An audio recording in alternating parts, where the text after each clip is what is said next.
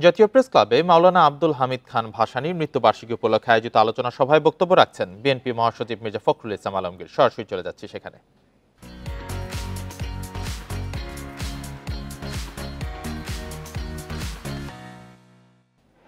মস্তিষ্ক বয়স্কদের মস্তিষ্কটাকে বসিয়ে নাও, তাহলে কি হবে? তোমার অভিজ্ঞতা, তোমার সাহস, তোমার যোদ্ধা সব এগিয়ে যাবে, তাই না? এই কথাটা বুঝতে হবে আমাদের, ছাত্রদেরও বুঝতে হবে, আমাদের বুঝতে হবে।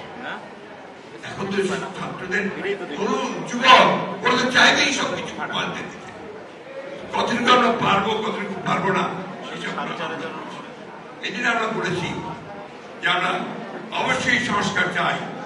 আমরা আগে বলেছি এটা আপনাকে যৌক্তিক সময়ের মধ্যে করতে হবে, এমন সময় যেন না নেয় যে সময় নিতে গেলে জনগণের মধ্যে ভ্রান্ত ধারণা হচ্ছে কি হবে যে আপনি ক্ষমতায় থেকে যেতে চাইছেন। কারণ সেই সমস্ত অভিজ্ঞতা আমাদের আছে। ওই ফখরুদ্দিন মনিদিনের সরকার তারা আপনার এসে এখানে আবার কিংস পার্টি করার চেষ্টা করেছিল, মনে আছে আপনাদের?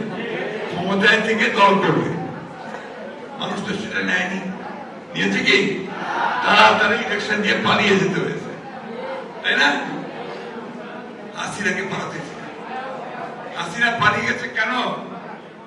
হাসিনা পালিয়ে গেছে সে চিন্তা করতে ভুল করেছে। আমরা বারবার বলেছি দেয়ালের লিখন পড়েন, মানুষের চোখের ভাষা বোঝেন।